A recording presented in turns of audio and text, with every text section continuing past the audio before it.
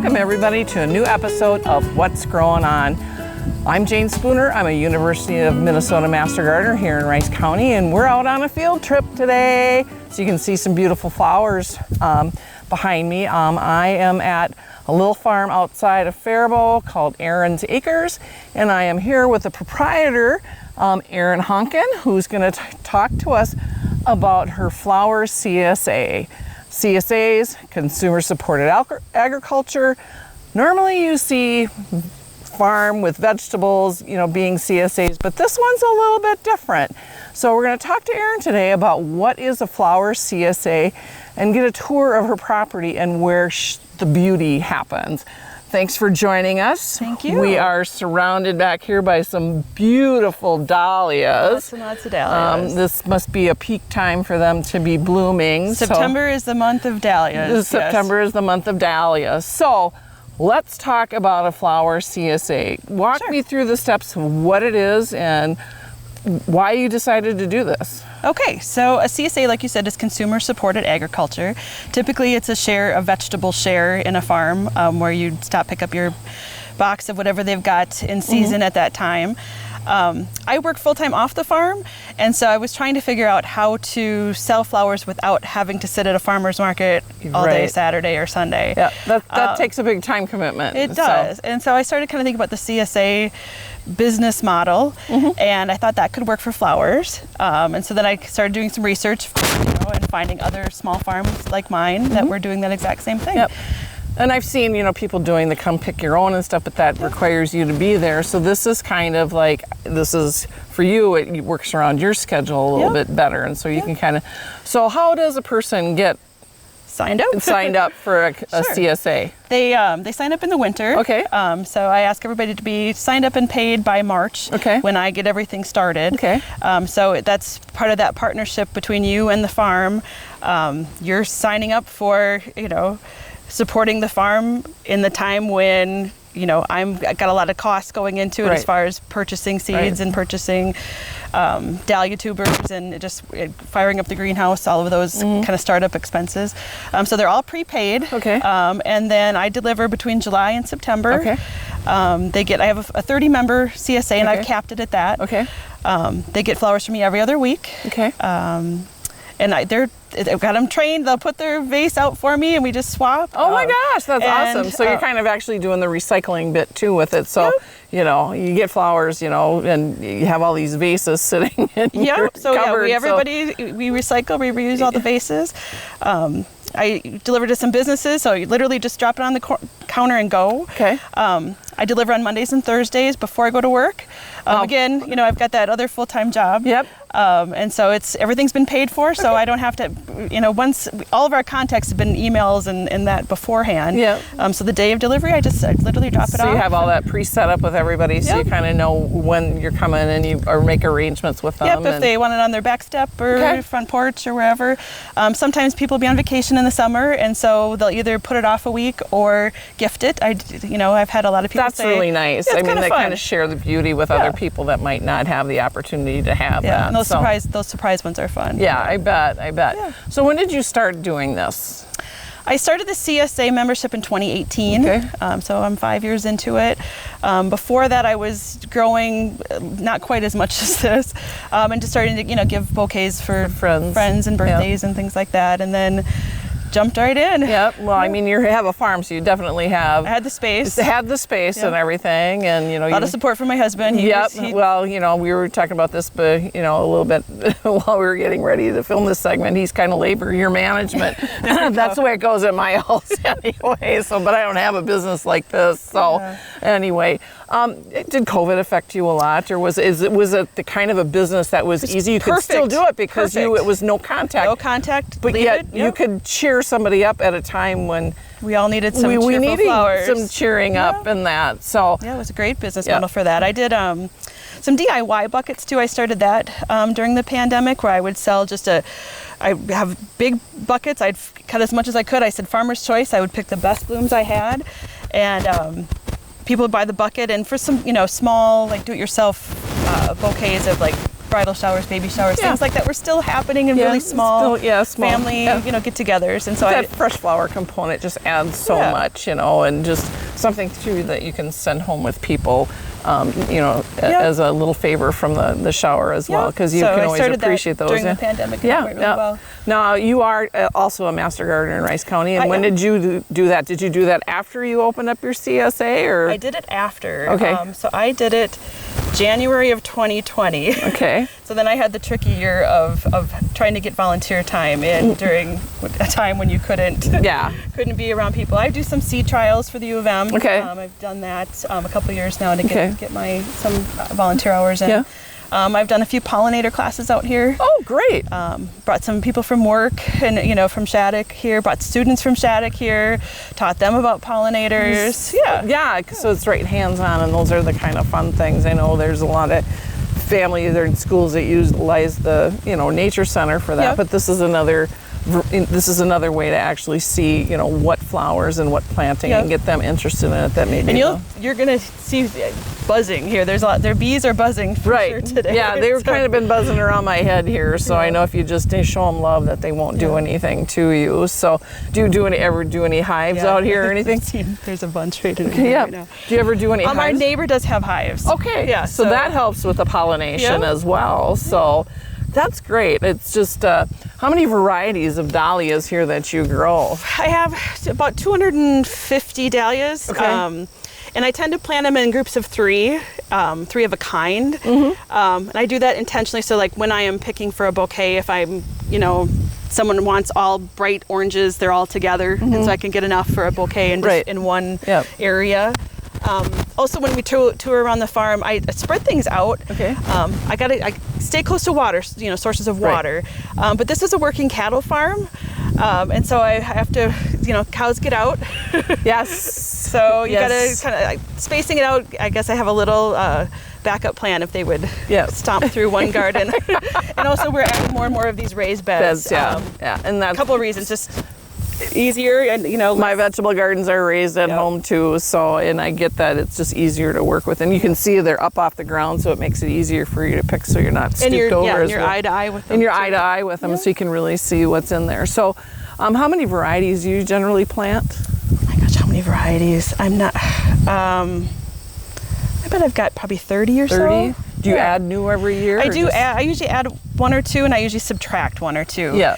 Just depending based on performance and stuff. Yep. So, and you stay with the smaller dahlias, because I know you've got the big dinner plate ones, and I have a couple dinner plate dahlias, but for the most part, I'm growing for bouquets. Okay. And so I do. You want the smaller ones, smaller size. Now, when you put these in, cut these and put them in an arrangement, about how long do they last? Everything I grow, grow for vase life. Right.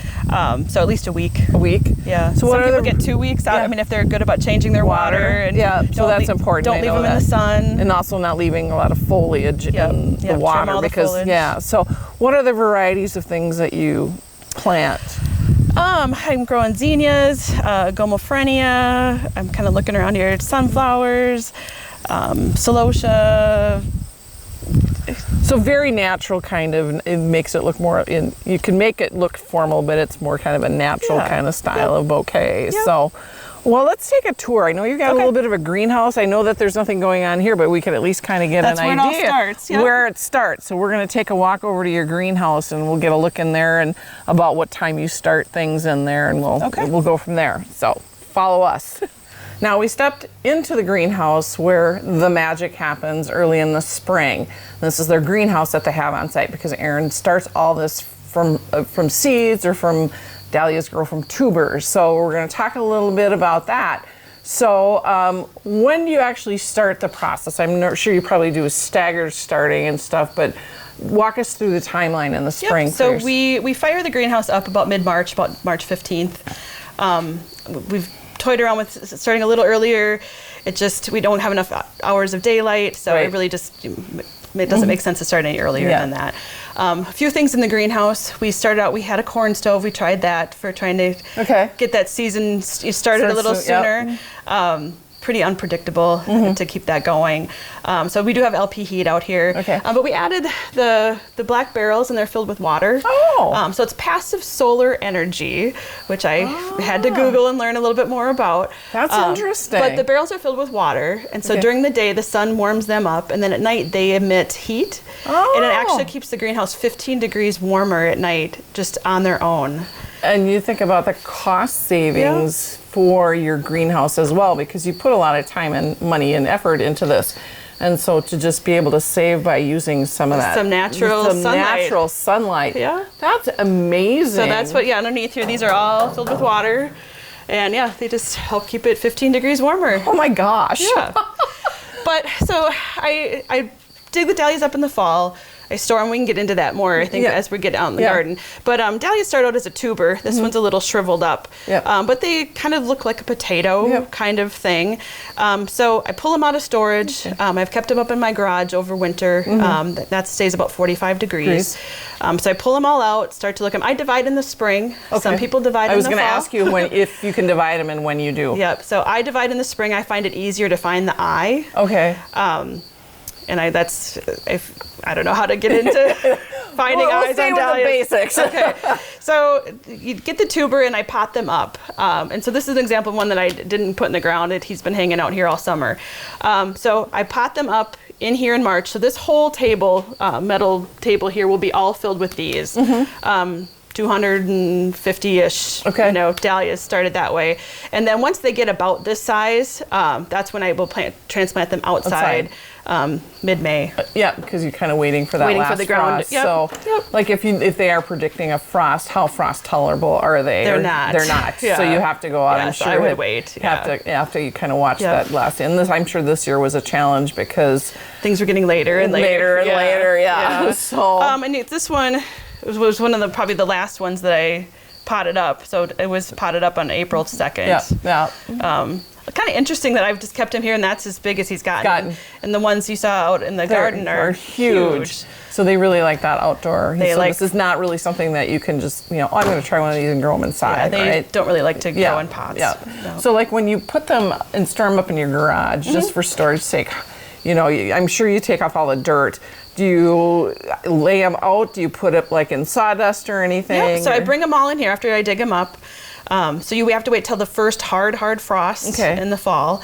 Not just the little first killing frost, but a hard frost. Then you dig them all up, which is a lot of work.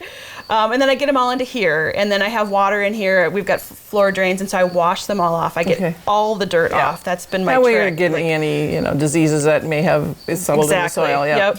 So get them completely clean. I usually let them dry for a couple days, and then I pack them in peat moss. Okay. And I pack them in crates, like bulb crates. Yeah. My trick is I put them in a plastic bag, but I don't seal the plastic bag. I just kind of fold it over, and then everything gets moved up to my garage. That kind of just keep them safe from critters crawling in there. I think so, just kind of keep it, and it keeps them organized. That way they don't get mixed up. And then you probably mark them as far as what colors so that you know when you plant. Yep, so I keep this kind of tag with it. I'll actually rubber band it to the tuber. Okay. Just to help keep it. Wow. Yeah. That's pretty labor intensive. Yeah. So. But your results that we were just looking at out there. The peat moss has been the best for me. I've tried sawdust. Do you reuse that from year to year, or do you just incorporate it and just? I'll just throw that in the garden someplace. And So do these get started first before some of your other seedlings and stuff? It's all at once. All at once. Happens at once. Yeah. So it's go big or go home, right? Yep. Well, that's great. So, and then I know that you've kind of got it converted here. You threw some tomato plants in here. I usually kind of got stuff in here for fun just to see how it does in here. We've got a tomato forest in here, boys and girls. So if you're looking for BLTs, just come on out because there's tomatoes out here. So I think we're gonna go take a look at some of the other gardens here while we walk around, and then we're gonna end up in our garage, and we're gonna see where the rest of the magic. And I think we're gonna go harvest some flowers too while we do this. Right? Okay. Super. So we walked over to another garden here out at Erin's Acres, and we're going to actually do some picking of some flowers before we head up and eventually create a beautiful centerpiece. So walk us through it. What y'all do? So this is a variety called Marn, M-A-R-R-N, and I cut really low So when I walk people through, and I've had some like pick your own events, people get really nervous and they feel bad about like this one here. We have lots of blooms. Yes. It's okay. And I grow flowers that the more you cut, the more they bloom. Okay. So don't worry about it. This, about, sacrificial. Because I think even like blossom. dahlia growers that grow for competition, I've been kind of following a dahlia group on Facebook that they They'll actually pinch. and they pinch those because they just want all the energy to go Yep. to that one. So this, for example, they would have pinched this middle one to have the two sides okay. get even bigger. I can't keep up with No, all that's of them. and that's really not what you're trying to do. You're really just trying to pick for your bouquets and that. Yep. So usually, I just kind of walk through and kind of farmer's choice. I'll pick, the blooms that look the best to me. Okay. Again, cutting just really low. Yep. I sometimes, like I said, I'm cutting for arrangements, and so I think like this has some interest to it, just having one that's kind of like that. Going with the color. Those different heights for Different heights. Give it height, just like you do a container thriller, spiller, filler kind exactly, of thing. Yep. Variety of flowers, variety of shapes. I handed you a piece of eucalyptus. Yes. I've been growing a lot of that and using that in a lot of bouquets this summer. It's really fragrant and it's very airy looking, and I really like that look because it just kind of is that filler in it that kind of just makes everything look really soft. Yep. So, eucalyptus has been hard to get seed the last few years. It comes out of Australia. They've had so many fires that it's been really tricky. So I was excited to get some eucalyptus seed. Yep. So very cool. Because I've seen it in the round leaf form. I've never seen it like that. Yeah. So it just has a nice smell to it. A lot of my flowers don't have a smell to them. Which is kind of good if people are sensitive to that scent, kind of. But it's natural when you hand someone flowers, they always So I do like having something in there that's got a little bit of freshness. I throw some basil in bouquets a lot too. That is wonderful. I've seen people I remember receiving an arrangement of flowers when my mom passed, and they threw a bunch of rosemary in there, and I looked up the meaning of it, and it's for remembrance. Okay. And so in fact, I think I planted a pot for somebody's backyard wedding that incorporated a bunch of herbs that had meanings for a happy couple. So I won't mention any names, but he's close, near and dear to us behind the camera. So, but I like that touch to it as well too. So, a few things I want to point out. We're standing on weed barrier right now. Right. So in the fall, we pull all of this up, and then we'll add in composted manure. That's the one nice thing. You can see the cows on the hill. Yep. I don't know if you can zoom in. Your own compost there. There's my compost makers out there. Yay. So that's one super advantage of being on a cattle farm here. I have my own fertilizer. Source of compost, So we'll pull all the fabric up, till it, put some compost in, till it again, till it one more time in the spring, and then put the fabric back down. I will get, year after year reusing this stuff. Helps a lot with the weeds. Yeah, this is a lot to weed too. You'll still see, they pop through here and there. They still pop through, so. But it helps. I noticed that you were just kind of clipping stuff and just laying it here, so you just kind of sweep it off. Sweep it off, and then it just eventually decomposes in your soil anyway when you pull up the fabric, I'm sure. So you're kind of doing your own kind of composting that way too. So what else have we got here? So we mentioned that every year I try to grow something new. This one has a little friend in there. Oh yeah. But this variety is called Summer's Dream. Okay. And it came from Swan Island, which I usually try to buy one tuber from them a year. Okay. And so this one came from there. We talked a little bit about this. I will cull some and quit growing them. If they don't have good stems, if they the blossoms don't last very long in a vase, I will quit growing them. But so this is a new one that I'm growing this year. That's beautiful. I like the colors that are very soft and that to add with what you got there. He likes it too, I guess. He likes it too. So, and I've noticed you use amaranth in your bouquets. A little bit. This stuff has gotten really overgrown now. I have a hard time working with it in bouquets. It's really fun and funky. I'm sure if it was just a stationary thing, but I would just think it would be kind of a messy. Yeah, but it's pretty in the garden. It's gorgeous in the garden. Yeah. I've done. There was a yoga studio that had a grand opening, and I did a kind of unique bouquet. It was very trail-y, and I used a lot of that in that. Very cool. So, now you got some celosias back there. Those are really cool.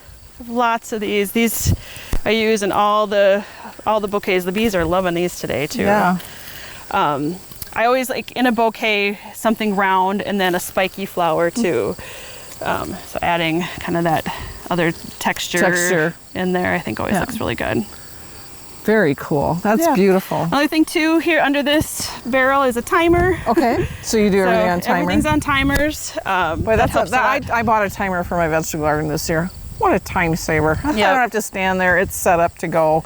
I always have to be careful though when my husband pulls the watering wand out of the garden to mow the lawn and he forgets to put it back and I don't see it and all of a sudden I'm looking at it watering the back of my house at 7 o'clock in the morning. So they are a time saver. Yeah, so. that's helped me a lot. Yeah. Okay, this is a globe amaranth. Okay. And my bouquets always have some of these in there. I just think they're so fun. Yeah. They last forever. Some people use them as dried flowers too, but I love the little kind of whimsical little it kind of just flops over a little bit. So. Yeah. So those are things I put in bouquets.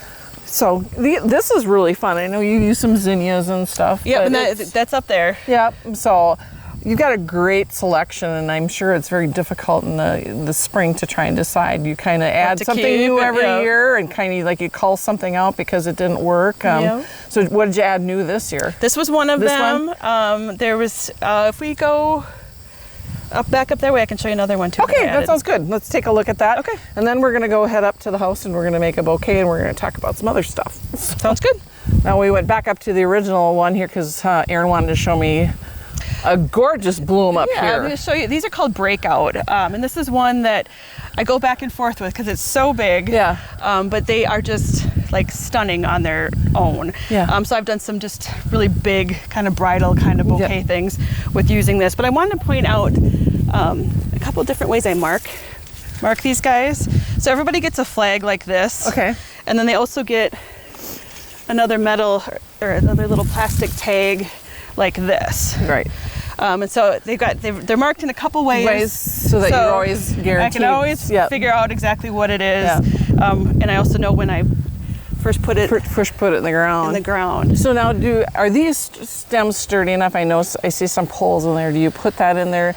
Do you stake them, or is it just? I stake them. It's really windy here. Yeah. And so we're battling the wind all the time. Yeah. You can kind of see the movement coming here. So. I've tried some different things. I've used tomato cages. The sticks are easier, I think, to get around, and then easier to get in and get to the flower itself. Yeah. But it's trial and error. Trial and error. Yeah. But there's one more I want to show you guys down here. This is a new one I'm growing this year. It's called Cozy Town K. This one, I don't have a lot of pinks, so I'm trying to add some more pastels into what I'm growing. This is kind of interesting. This, like if you were in a dahlia competition, they call this a blowout, where the center, you see the middle like that. Okay. So that, it looks fine in a bouquet, but technically this would be a bad dahlia. Bad dahlia. You wouldn't enter this into a competition. Where you look at this one, that's how it's supposed to be. Look. Oh, wow. Yeah. The things you learn. This is a new one for me this year. Yeah, no, that's really beautiful. Yeah, just trying to add some pinks. Yep. They generally don't have any scent to them. So. Not really. They have kind of a earthy kind of smell. Yep. So. Yeah. So it's kind of like my son's mother-in-law is very allergic to flowers, and so she can't have anything with a scent. So this is kind of something that's acceptable for her. So. Cool. So, okay. All right. Well, let's go walk up, and she's going to show us how she makes the magic happen for her customers. So, let's take a walk. One more Dahlia. Okay. 3, 2, 1. And then we're going to talk about this little cafe au lait. This is something new, too, in the garden. Because I've been reading about this. I've been seeing it on the Dahlia Facebook page. Very popular flower. Very popular with brides. Just because it's got this nice, really creamy, romantic kind of color to it. Interesting fact about the cafe au lait is it changes color hue with the temperature change. So the hotter in the summer it gets, will throw a little purple lavender. That's what's cool about Mother Nature, what they do, just, how they can change. They look one way, and, you grow something in one person's garden, it looks completely different in another garden. Depending on the soil. And that. So they adapt to their surroundings a little bit. But that is beautiful. So this is probably one of my favorites. So now we've done our picking, got our vase, we're ready to go. And so, Erin, do your magic. Sure. Okay. So going back to CSA members, this is a pretty typical size vase that I would do a CSA member bouquet in. I almost always start with something green, and this is a scented geranium. Is this the citronella, the lemon one? Yeah, I love that. It's just kind of a fun, like little fresh smell to it. Yes, I love that scent. But just a really bright, like that chartreuse green. And so then I usually, again, we pull all the leaves off. Any leaf that's below the water is just going to decay and make the water mucky. And I see you cut it off at the bottom. I always just do a little fresh trim just so they can rehydrate and keep getting the water in there. I usually work in 3s or odd numbers. Same thing that you do with container gardening, always odd numbers. So. Yep. And then, we talk about like that thriller, filler, spiller kind of stuff too. So this is that status. I will put some of that in here too, just for another shape of flower. And just all the different textures, and these leaves are very leathery, but just very cool and shape-wise. Yeah. So kind of thinking of like fall colors and just kind of those jewel tones. I think that's kind of was the thought when I was picking this. We'll just do, doing reds and oranges. This one's called Diva. This is called Cornell. This is Fernleaf Copper. This is a new one this year too. I haven't grown this one before. And a little bit smaller size. It's really cool because it starts out that kind of a bronzy color, but it's tinged with some lavender in there. Very fun. Is that the same thing that happens with that depending on the weather, or is that It's gotten brighter as the season's gone on. This one's called Baron Katie, and what I like about her is she's always my first to bloom and my last. She will hang on till the very she's gonna be the last. She's so gonna be I will first always to the party and last to leave, right? I will always grow that one for sure. So so I just kind of work around. I spin it sometimes and see it from different angles. This one's called Robin Hood. I've grown a lot of these. It's just a fun kind of. I love the names of. I know. It's kind of like you want to be the person that names the ice creams in the store. I want to be the person that names the plants when they're being developed, because I like the fun names. So I usually throw some zinnias in. They also last a long time in a vase. More of a little disc shape, so another shape going in there. I love zinnias. I always like the Queen Lime, the Queenie series, so because it's got the different. You get so many interesting varieties. Yeah. And now they've got Queen Lime Red, Queen Lime Orange. Yes, and that's what I planted this year. Okay. So this is that Gomophrenia. Okay. Am I saying that correctly? It's that's how I potato. Got it. Tomato. So when I go with groups of 3. I almost always have some Gomophrenia in a bouquet. Just this is very reminiscent of like field clover too. This flower. So I mean, just But my husband always teases me. It's not quite as supple. It's got a little bit of a straw-like feel. So you can actually dry that, right? It does dry up very well.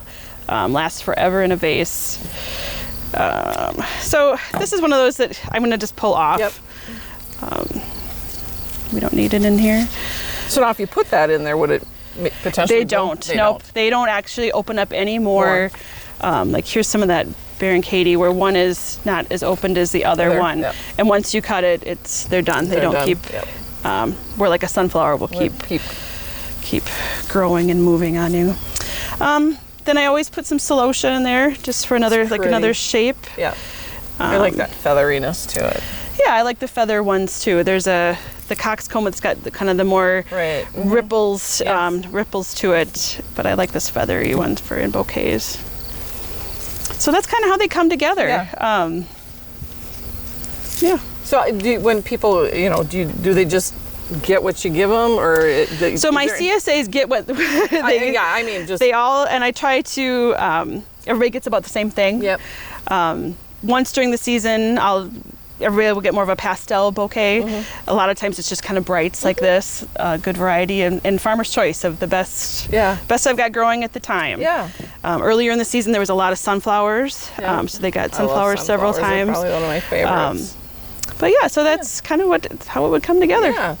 So, over, you know, as gardeners, we never really stop thinking about flowers and stuff. So over the winter time, do you sit and like drool over seed catalogs? And I do. I brought some out because you'd asked me where I source a lot of my things from. And where do you get some of your inspiration? And like, sometimes you just want to change it up a little bit and just see what other people are doing. So, I order a lot from Johnny's.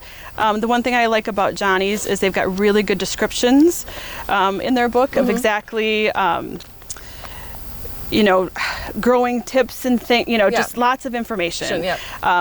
They have been great as far as standing by their products. So I don't know, I'm not really. Are their germination rates? Their germination's really good. Now, do they, don't they have it so you can actually buy bigger bulk?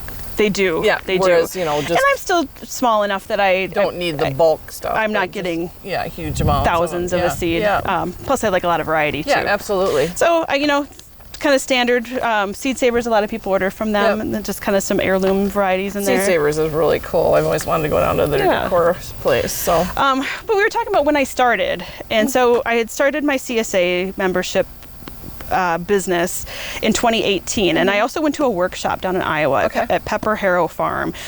This is just my workbook that I got when I went through that. But Adam and Jennifer were awesome. They were like sharing all the knowledge, helped with pricing, helped. And just, they were not holding anything back. Some businesses aren't like that. They're so secretive, but for a business to actually train you how to do it, which granted you're not anywhere near where they're at, you know, just to share that wealth of information so that you can continue on someplace else is amazing. And they'd brought in a guest speaker. She's written this book, Deborah Prinzing. I don't know if you've heard of her. No, haven't heard of her. And so this was kind of part of when I was getting into growing flowers and learning more about it. You know, you spend time on the internet, and like you said, in the wintertime, you're, you know, researching and reading. Deborah Prinzing wrote this book called The 50-Mile Bouquet, and just talks about the importance of supporting small, locally grown flowers, and just how, you know, it's better for the environment.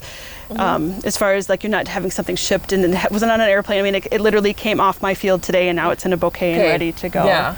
So it's just like, you know, people that have gone to that movement where they don't eat food. It's not, except for 10 miles within their area that they source all that. I mean, even, you know, recommending that you're eating honey that's within your area because it helps with allergies because you've got the pollen in the area that you actually live in rather than just buying something off the grocery store. Because there's just, CSAs have become, and these small farms I'm been fascinated with. I wish I was about 20 years younger to be able to do something like this. I'm envious of people that kind of do that.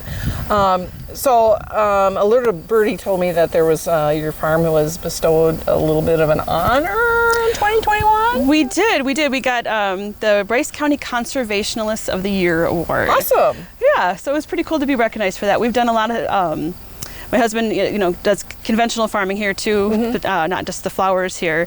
And so his practices of planting cover crops, we added a solar system to the farm in 21. So we're 100% powered by solar energy, the entire farm. We're also growing Kernza. It's I've been reading a lot about intermittent wheatgrass. It's in test trials from the University of Minnesota. And it's a perennial grain, super root system on it. And for us, once they've harvested the grain off of it, what's left the cattle can eat. So it just, you know, works into that sustainable agriculture. And just, there's a brewery down in Mankato that actually is making Kernza beer. And of course I had to try it. That's good. So it's just to see the different things. It's got a very nutty flavor to it. Yeah, and I liked it. You know, I think, you know, maybe if they would have toasted it to get a little more of that toastiness. You know, but it was good. My husband just kind of like, what are you trying? I said, Kernza, it's a new grain, and I'm reading it off. So we're growing it here. That's awesome. So do you do any cooking with it here on the farm? We've done a farm to table where we served, we did a pepper jelly with Kernza crackers. It was part of our farm to table dinner. That was part of the appetizer. And we talked a little bit about that you had done, and I asked you where you sourced it, and you guys made the food yourself. Because normally you see people partnering with another restaurant to do that. But talk about where you it was basil from my garden, and it was cherry tomatoes from our garden, and beef from here, and awesome. Yeah. I love stuff like that, so that's awesome. And then I think too, I know that you entered some bouquets in the Rice County Fair too. I did, yes, I did. So now you said that I think the post was that you could be an award winner now, so these are award-winning flowers. Yeah, I like that. So every little accolade that you can get out there, it helps you promote your business too. Yep. So a couple things promoting business. I started this year.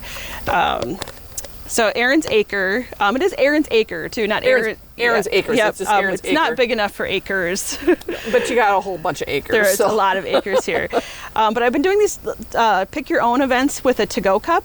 I picked this size because it fits in your car's cup holder. Oh yeah, that's awesome. So super easy to come pick flowers, fill up a cup for $20, and you can throw it in your cup holder, and on your way you go. Oh, that's really cool. Yeah, but so just working on kind of the branding a little bit. Yep. I do have my logo, sticking with my color scheme.